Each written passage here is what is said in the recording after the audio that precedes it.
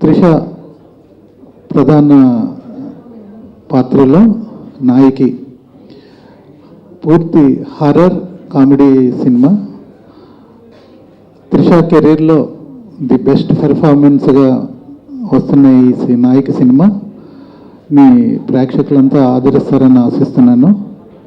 కొత్తగా హర్రర్ జానర్లో ఒక కొత్తగా దర్శకుడు గోవి ఈ చిత్రాన్ని రూపొందించాడు. ఈ సందర్భంగా చిత్రాన్ని ఫస్ట్ కాపీ చూసుకున్న తర్వాత మేము చాలా హ్యాపీగా ఉన్నాం. అందరూ డెఫినెట్గా ఇది కొత్త హర్రర్ జానర్లో కొత్తగా ఉంటుందన్నది మాత్రం ఖచ్చితంగా చెప్పగలను. ఈ సందర్భంగా సహకరించిన అందరికీ నా కృతజ్ఞతలు చెప్పుకుంటున్నాను. నాయకిని మన ముందుకు ప్రేక్షకుల ముందుకు ఈ నెల 15వ తారీఖున విజయవంతంగా తీసుకొస్తున్నాడు. దాని వెనకాల ఎంతో కృషి, పట్టుదల, దీక్ష ఉన్నాయి. ఈ సినిమాలో చూస్తూ ఉంటే ఆద్యంతం ఉత్కంఠ, ఉల్లాసం, ఉత్తేజం, వినోదం, అట్లాగే థ్రిల్స్ ఇవన్నీ కూడా ప్రేక్షకులు నవరసాలు అంటారు కదా, ఈ నవరసాలు కలిపిన అనుభూతిని ప్రేక్షకులు డెఫినెట్గా స్పందిస్తారు. ప్రేక్షకులు డెఫినెట్గా దీన్ని ఫీల్ అవుతారు. దానికి కారణం దర్శకుడు గోవి తన ఎఫర్ట్స్ మొత్తం, కంప్లీట్ ఎఫర్ట్స్ మొత్తం ఈ సినిమా పైన పెట్టాడు. అట్లాగే రఘు మల్టీ యాంగిల్స్ ఉంటాయి రఘులో. ఒక singer, music director, actor, what not.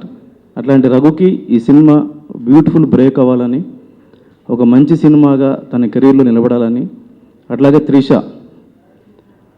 డెఫినెట్గా ఈ సినిమాతో మళ్ళీ ఒక ఉమెన్ ఓరియంటెడ్ ఆ స్లాట్ని కంప్లీట్గా ఫిలప్ చేస్తూ ఈ సినిమా కంటిన్యూషన్లో డెఫినెట్గా మళ్ళీ అట్లాంటి సినిమాలు చేస్తుందని, అట్లాంటి సినిమాల కోసం కథలు కూడా రాస్తారని కూడా నేను అనుకుంటున్నాను. డెఫినెట్గా 15వ తారీఖు విడుదలయ్యే ఈ సినిమాని మీ అందరూ ఆశీర్వదించండి. ఎందుకంటే చాలా బాగుంటుంది సినిమా. మ్యూజిక్ బాగుంది, రీ రికార్డింగ్, బ్యాక్గ్రౌండ్ స్కోర్ కూడా రఘు చాలా బాగా చేశాడు. సినిమా ఎక్కడ విసిగించదు. ఎందుకంటే బేసిక్గా ఈ సినిమా నిడివి అనేది ఈ సినిమాకి ఒక గొప్ప అసెట్. ఒక హారర్ ఫిల్ము, ఒక రెట్రో జోనర్లో ఉన్నటువంటి సినిమా ఇలా మొదలై అలా ఫట్మన్ అయిపోతుంది సినిమా. ఎక్కడ కూడా అంత ల్యాగ్ లేకుండా అంత క్రిస్పీగా ఈ సినిమాని ప్రజెంట్ చేయడం జరిగింది.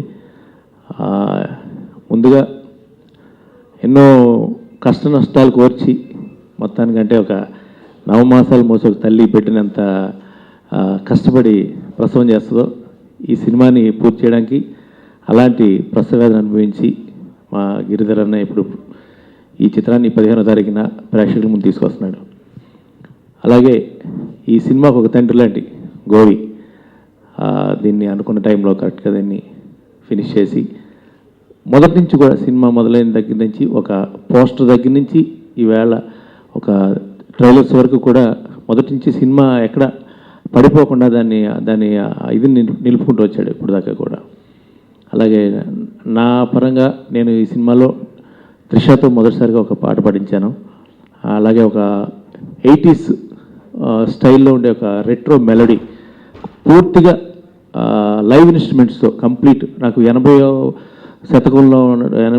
దశకంలో ఉన్నటువంటి ఒక పాట కావాలని అడిగినప్పుడు దానికి తగ్గట్టుగా నేను పూర్తిగా ఆ ఫ్లూటు, తర్వాత అకార్డియన్ను, ఆ కైండ్ ఆఫ్ అన్ని లైవ్ ఇన్స్ట్రుమెంట్స్ పెట్టి అది చెన్నైలో సాంగ్ రికార్డ్ చేయడం జరిగింది.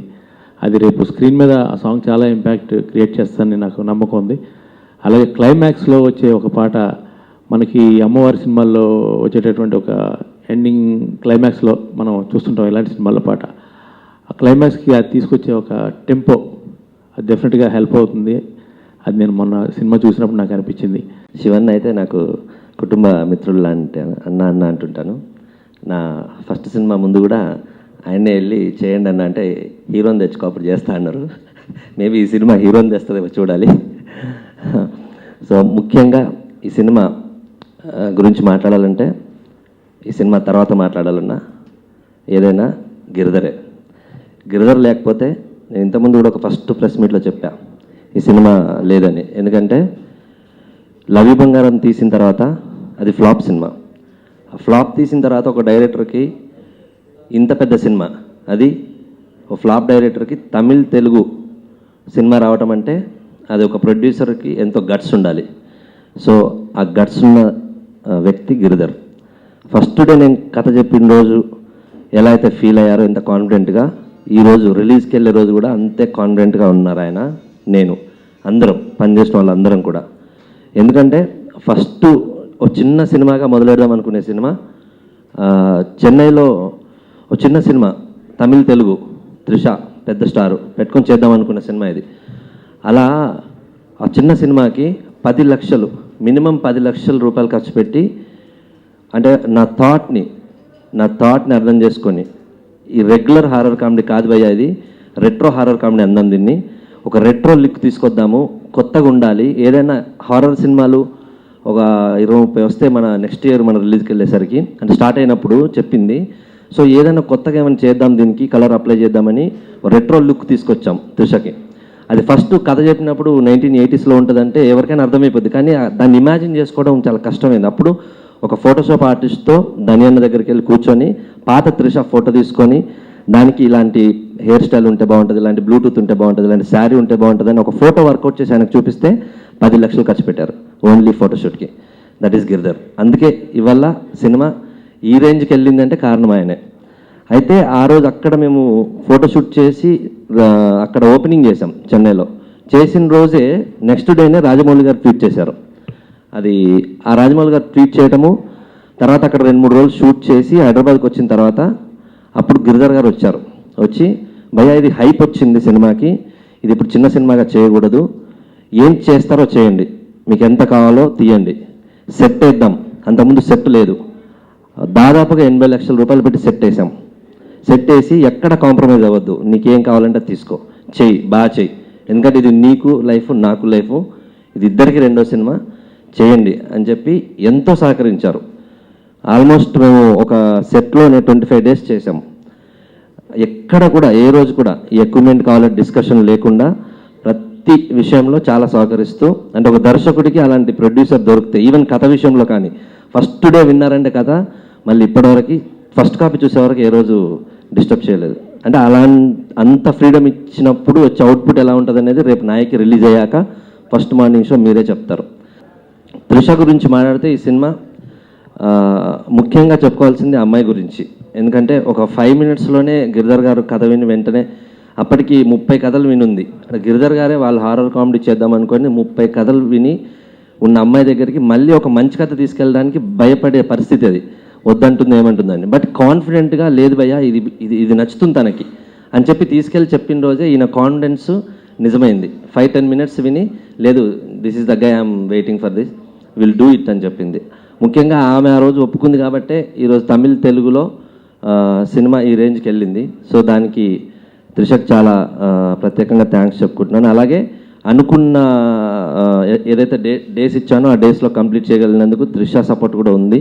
అందరు ఆర్టిస్టులు, టెక్నీషియన్లు అందరూ కోఆపరేట్ చేశారు చాలా బాగా. అలాగే సత్యం రాజేష్ యాక్చువల్గా కమెడియన్, తనని ఒక మెయిన్ లీడ్లా ఇంట్రడ్యూస్ చేస్తున్నాము. సో తను క్షణం ఈ మధ్య బాగా ఆడింది కాబట్టి అది మనకు కూడా ప్లస్ అవుతుందని అనుకుంటున్నాము.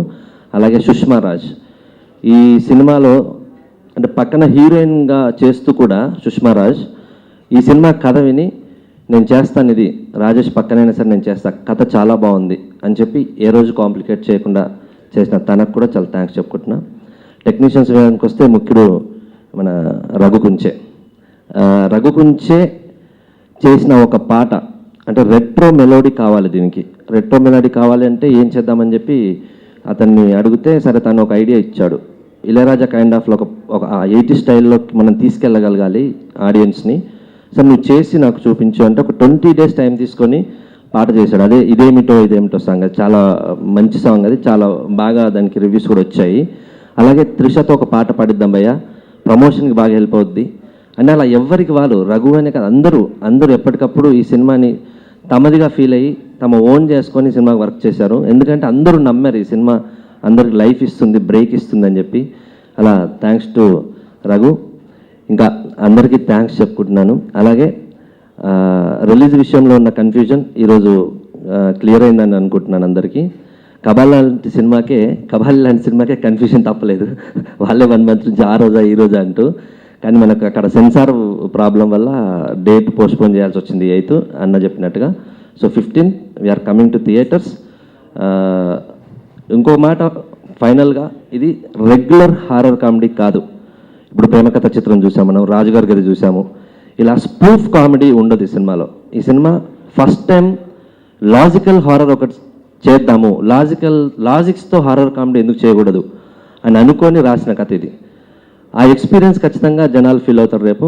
అందుకనే రెగ్యులర్ కాదు, ఇది రెట్రో హారర్ కామెడీ అంటున్నాను. రఘు చెప్పినట్టుగా ఫస్ట్ మినిట్ నుంచి లాస్ట్ మినిట్ వరకు నవ్వుతూ కొత్తది ఫీల్ అవుతూ అలాంటి ఒక థర్డ్ డైమెన్షన్ ఉంటుంది కథలో. అదేంటనేది ఫస్ట్ మార్నింగ్ షో మీరే మాట్లాడతారు. అది ఈ సినిమాను ఆదరించి అభిమానించాల్సిందిగా, మరి దాదాపుగా సినిమా నిర్మాణం మొదల నుండి, ఎందుకంటే గిరిధర్ గారు కూడా మంచి మిత్రులు, అదేవిధంగా గోవి గారు కూడా మంచి మిత్రులు నాకు. మరి మొదటి నుండి ఈ యొక్క సినిమా గురించి, ఈ కథ కానివ్వండి, వీళ్ళు చేసినటువంటి విధానం కానివ్వండి, ప్రొడక్షన్ కానివ్వండి, నాకు తెలిసినంత మేరకు ఎక్కడా కాంప్రమైజ్ కాకుండా ఈ యొక్క సినిమా నిర్మాణం చేయడం జరిగింది. ఇప్పటికే మంచి రెస్పాన్స్ వచ్చింది. మరి ఈ సినిమా 15వ తేదీన ప్రేక్షకుల ముందుకు రావడం జరుగుతుంది కాబట్టి తప్పకుండా ప్రేక్షకులు కూడా మంచిగా ఆదరించి అభిమానిస్తారని కోరుతూ, మరి సామాన్యంగా చిన్న చిన్న అపోహలు, అంటే ఒక చిన్న నిర్మాత ఎప్పుడైతే సినిమా తీస్తాడో సామాన్యంగా ఇండస్ట్రీలో ఉన్నటువంటి పరిస్థితి ఏంటంటే, ఎవరైతే బక్కపలుచబడి ఉంటారో వారి మీదనే బురద జల్లే అలవాటు. కాబట్టి ఈ యొక్క సినిమా గురించి మరి నా దగ్గరికి గిరిధర్ గారు వచ్చి చెప్పినప్పుడు దాదాపుగా అక్కడక్కడ అపోహలు, ఈ సినిమా వస్తుందో లేదో, మరి 15వ తారీఖు ఆగిపోతుందేమనే అపోహ ఇప్పటికీ ఎవరికైనా ఉన్నటువంటి పరిస్థితులలో ఉంటే కూడా తప్పకుండా ఈ సినిమా 15వ తేదీన ప్రేక్షకుల ముందు రావడం జరుగుతుంది. ఎందుకంటే ఎలాంటి ఉన్నటువంటి ఏవైనా చిన్న చిన్న ప్రతి సినిమాకు వ్యాపార పరంగా ఇబ్బందులు ఉంటాయి. మరి ఆ వ్యాపార పరంగా ఈ సినిమాకి ఎలాంటి ఇబ్బంది లేదు. ఇప్పటికే అన్ని ఏరియాల నుండి వ్యాపారం చేసుకోవడం జరిగింది తను.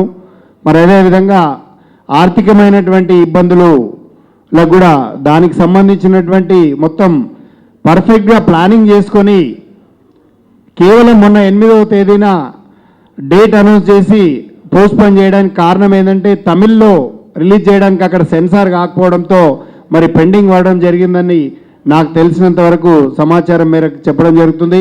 15వ తేదీ ఆల్రెడీ అక్కడ కూడా సెన్సార్ అయిపోయింది కాబట్టి 15వ తేదీన తప్పకుండా ప్రేక్షకుల ముందుకు ఈ యొక్క సినిమా వచ్చి తీరుతుందని చెప్పేసి మీ అందరి ముందు కోరుకుంటూ, ప్రతి ఒక్కరు కూడా ఈ సినిమాను ఆదరించి అభిమానించి ఇలాంటి దర్శకులను మరియు నిర్మాతలను ఎంకరేజ్ చేయాల్సిందిగా కోరుకుంటూ సెలవు తీసుకున్నాను. Thank you.